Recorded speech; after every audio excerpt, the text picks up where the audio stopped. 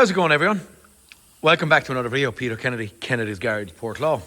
Today we have an older 2011 Ford Focus, and this might be a very, very bad video because I don't actually physically know what's wrong with it as of yet. Again, like the other Ford that I had, a Fiesta there a couple of days, weeks ago, whatever it may be, it's kind of like a yoke. It was abandoned with a long time. You know, there's all silt and dirt and what do you call it? Moss, mould, in nooks, crannies, crevices. You can see kind of greeny stuff along here. Is it worth doing? I don't know. The position on it is that another garage lad came to me, and the other garage guy, I have my scan tool connected, the other garage guy has said that it's crank no start and that they didn't know what was going on with it, and could I have a look and see. So I had a Mazda here belonging to that other garage, or drawn in from another customer to that garage and then from them to me. I think they're from a good bit away. On this car with 214,000 miles, didn't even crank it yet. Have a scan tool sitting here, but I'm a little bit scarce on content, so I'm thinking that we're going to get a video out of this, whether it's good, bad, right, wrong. We're just going to start the ball rolling and see where we are until I potentially press a button in a second, turn a key in a second, and then it does something like a time belt being broken. Now, I don't know. What I did see on top of the engine out here on the visual is a lot of diesel. So I don't know. He said he could be diesel related, but he just doesn't know. So 1.6 diesel. Okay, well, we do a fast scan. Battery was flat when I was bringing it in. Built before March. What is she? Yeah. No.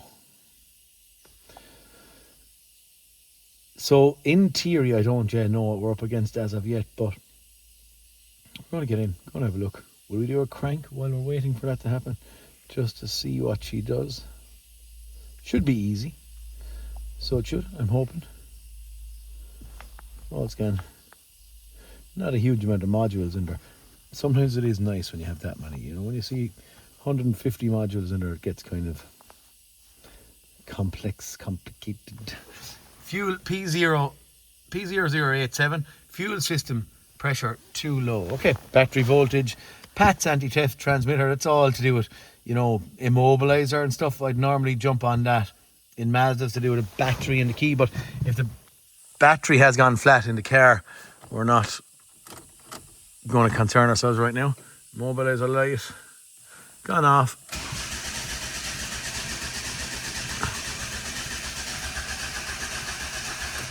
Okay, well, at least it's cranking.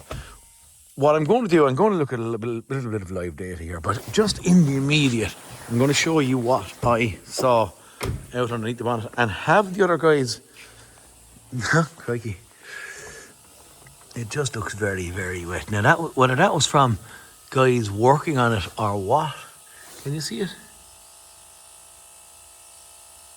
So it's very glossy, very shiny, and we have no fuel pressure. Maybe in the immediate, I should try and crank it and get a visual out here. I'm on my own in the workshop, so I don't have right now the privilege of someone cranking it. So we'll have a look at fuel pressure numbers and see. Also, it looks like they changed the fuel filter on it, so maybe they've that bit done before us. I have just jumped out of the car. I think my phone rang a second ago, or something happened and I cut the video short. So what I was saying is, these things are fairly common for, I think, blocking the filter. I think I was in the middle of that back there, gook and stuff. There is a lot of diesel in around here, guys. So you'd be thinking to yourself, either it's after staying there for the last week or 2 or 3 while the other garage had it, or we have a pretty serious leak. And in theory, if we have a pretty serious leak, that could be where we're losing our fuel pressure. Other than that, I don't believe there's a pump back in the tank in these things. I think it's just suction fed, if that makes sense. So it's drawing the diesel up. So looking at the fuel filter, we have that little arrow, if you can see it there, just where the fuel goes into the fuel filter, and this is the fuel out. So I'm just using my Welch, actually that little kit. bleed kit to try and see, can I get diesel? But I can't. I can get some kind of little residue in there, but I am not drawing up. Now, we would always have to throw in the variable of, is my primer, hand primer, doing its job? There's one. And also, while my phone rang and I handed it into the office for him to take a booking, I did throw in the variable of, am I getting my engine speed, which I am? Am I getting my synchronized state? So engine speed, synchronized state, that's camshaft, crankshaft correlation. And I do have that. So I don't really, do I need to show you that? But and I do see what you see there. That was going yes, no, yes, no. I believe that's just my battery dropping slightly.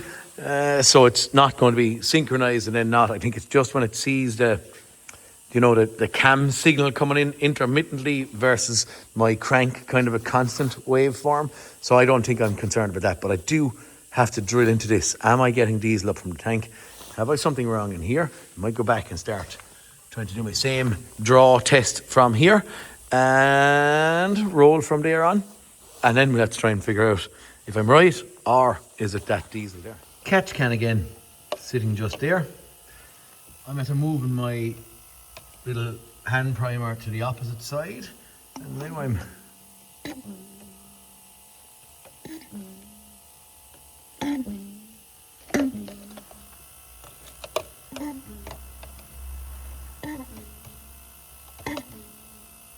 there's restriction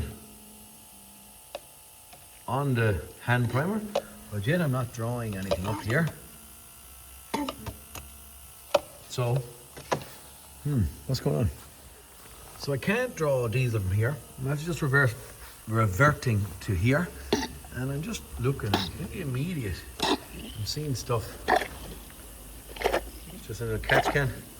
Because I am.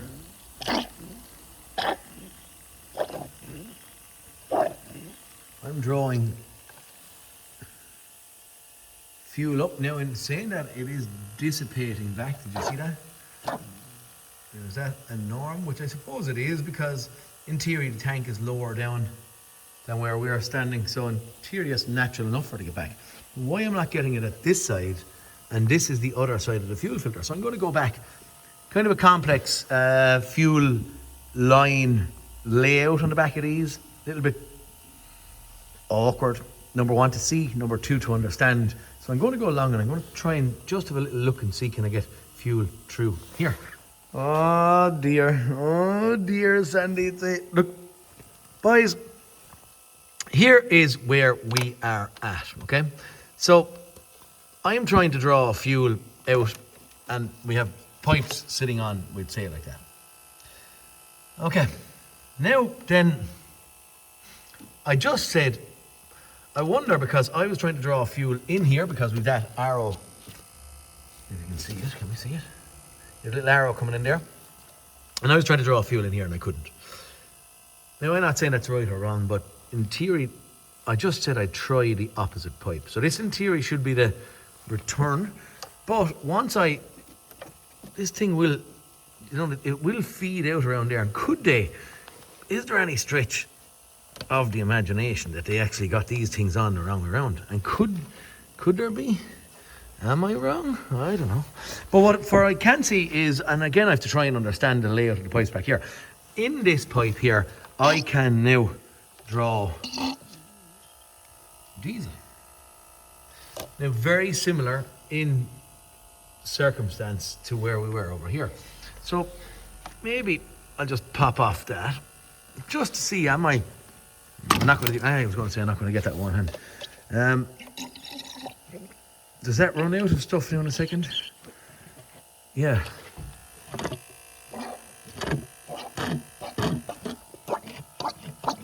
Okay, is that proof enough for us that this thing... Right, so that I'm hoping, because it looks like a bigger one, I'm hoping that is the feed pipe. Go in. Okay, we're going to go along. Stand up that little chair. Maybe there somewhere. If you could stand for me. And we're going to do the same test again, okay? Camera work might be great here, lads. Sometimes I think we can't overthink the likes of this camera work or editing or any of that crap, because we're all here to probably enjoy what we do. We have our diesel coming back again, and again it is subsiding ever so slightly. But yeah, let's not overthink the camera work. What I'm saying is this as simple as lads got the pipes on wrong? I was watching one of Diagnose Dan's video there only the other day on Mini, 2006 Mini, and I thought for a change it was one of the realest videos I've seen with a period of time from Dan, because there was a little bit of what happens with me. You know, the camera goes around and it shakes and wobbles. It wasn't a stand here looking in at me working and then a stand over there, and I thought it was real. And I did say to Danny, I said, Danny, that's one of the realest videos I've seen from you in a while, so I gave him a big thumbs up. Really enjoy Danny's videos. But yeah, so forgive me for the wibbles and the wobbles and the whatever it may be. I'm thinking that, lads, could we have just some, pardon my expression, clown, after putting this stuff on the wrong way around? I think I am going to, I can't squeeze that and pull it off with the one hand with everything moving. I'm going to put that on there. I'm going to try the same bleed from here and see can we fill this fuel filter with fuel. Did some fella put it on backwards? Swapped over. That pipe is fitted on. The one that we can draw diesel out of is back on the fuel filter in that position where it was on in that position. Now we're rolling over and I'm going to try and see can I get diesel through the actual fuel filter, which we are at this point in time. So we have a full or a filled diesel filter. And I also did think to myself that, if I was trying to draw on this, why couldn't I? Would that not be entailing a return? But no, most likely when I'm standing here and thinking about it, that pipe, in theory, I'm hoping is just coming out straight down and onto the pump. Whatever way, as I said, they're kind of a stupid layout of pipes that I'm not even going to try and think about right now. The return, I think, could be on the, the feedy side, or could these leak back pipes be coming out and being re-ingested by, I don't know, whatever way it's going to go. I'm not even going to try and figure it out and I can't see it. Fuel rail is buried down at the back. But right now, to me, it looks like we have fuel in here. Is it that going to be that silly? Is it? Should I open one of these, or do we just crank? Do you know, we'll just crank. We'll bring our scan tool with us, start cranking, see what happens. If that is what's wrong here, not fair. Fair City. We should probably be looking at fuel pressure there. Should. I just thought I'd crank and just see. Bit ambitious. It is a little bit ambitious, maybe. Come on, baby. Now again, we could have injectors and all that kind of crack. It could be empty of fuel. So I think we'll... Right, that big long crank and crack ain't working as of yet. Ignition's on. Okay, nice. We have more than what we had. 38. Show select that. Do a graph format. Okay. We'll just go for the crack because we had 600 kPa of fuel pressure. We're starting to get fuel pressure of some sort. Starting to rise 10, 11. Wrist. Come on, baby. Come on.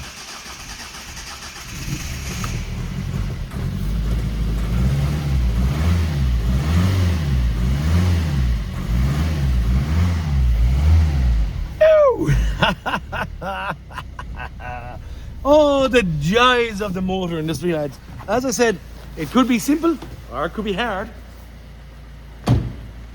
Big barrage of smoke. Should have had an extractor. We're running.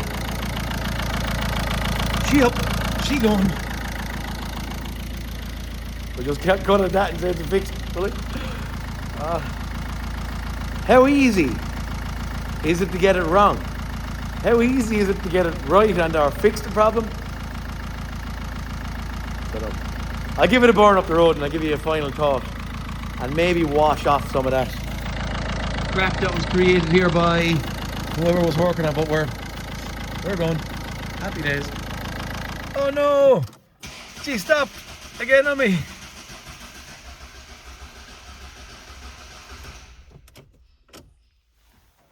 Okay, so I wouldn't say any problem, but just the generic smile has gone to a frown. Anyway, are we just now seeing where guys been working on it have actually reassembled it, but reassembled it slightly wrong, and that potentially now we're back to the right or the correct or the problem that they had naturally. So I'm going to go along and see again, have a flow in here, because as I said, I normally see the tanks on these things. Is it as easy as just that? We're hoping not. Okay guys, this whole video is just going to be me pumping a hand primer. So now at this stage we're just getting bubbly. Going to go along, same test over here, bubbly. Could we have that restriction I spoke about and it's inhibiting diesel from getting up? So I'm going to do the same test there. Nothing too exciting happening here, guys. I'm actually drawing, so you can see it coming out here, diesel again. Yet I'm not actually flooding my catch can with diesel. So I guess so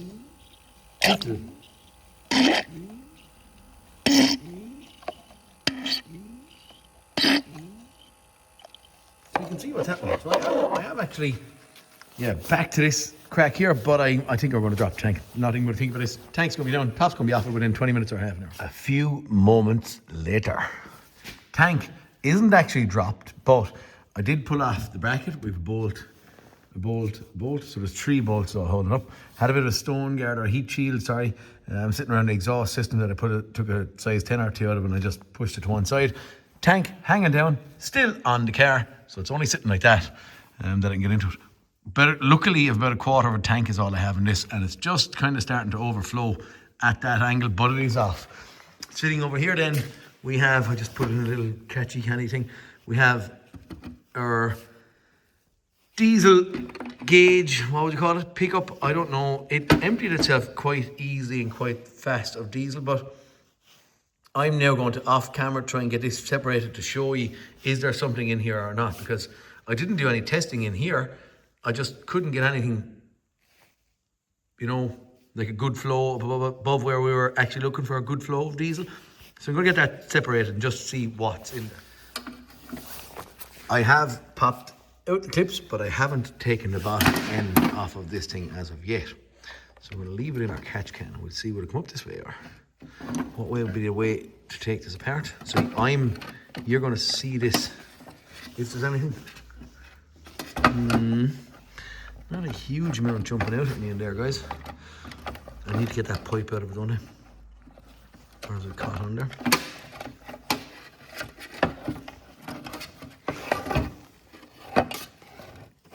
Yeah. Okay, I need second hand. I can see a jelly-like substance just there. It's not flooded with crap, but there is some kind of crap in there. And a bit over on that side.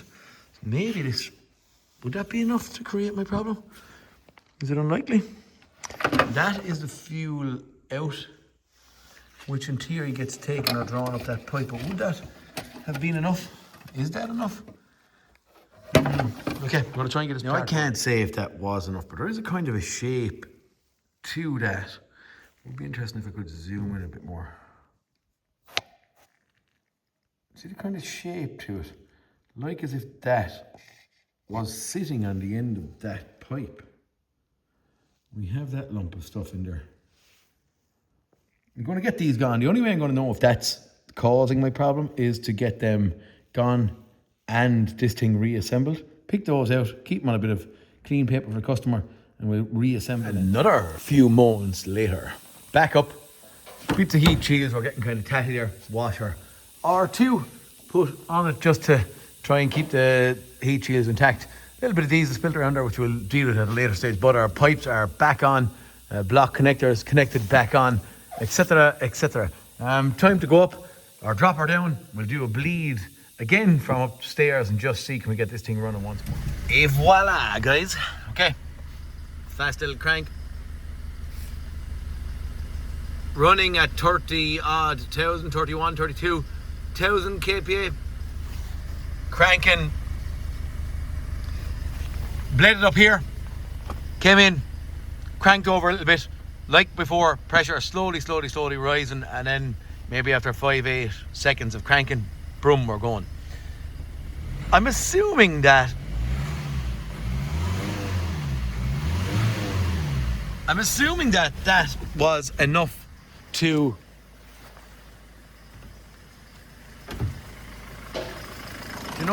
weirdly, that's where I had my diesel. I actually kept the stuff on that. Noisy over there. I kept the stuff on that. So that is the jelly-like stuff, and I'm hoping that that physically actually got caught in the pipe. It's not even, I wouldn't say really breakable, so it's not, it can be squashed, but it's kind of nearly jelly-like, if that makes sense. And I have seen that before. Now that there is hard. So that piece, I can't even squash it with my finger. Maybe it's a piece of plastic out of somewhere, but I didn't see any black plastic in that actual sender unit. So let me hear that. We're going, as I said, now I'm going to go and do what I said I was going to do. I'm going to give it a drive, make sure it's okay before I do a final thaw or a close up, okay?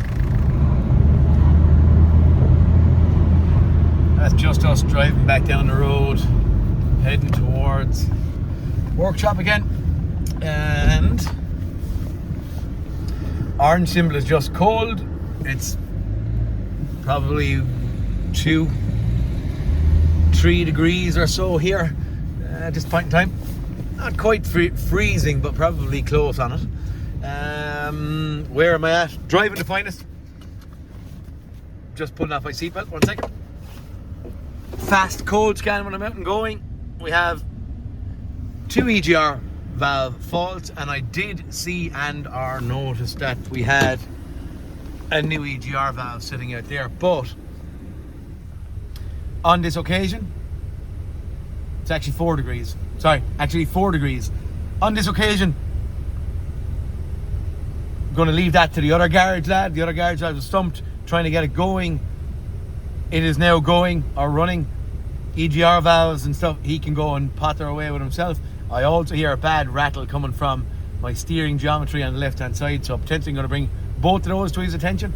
And that's kind of it, guys. Yeah, for today, how simple can some things be, but then how complicated? Because we didn't have one problem, or at least we had one problem which we resolved, which was our pipes on backwards onto the fuel filter, and that was a given. And how did that come about?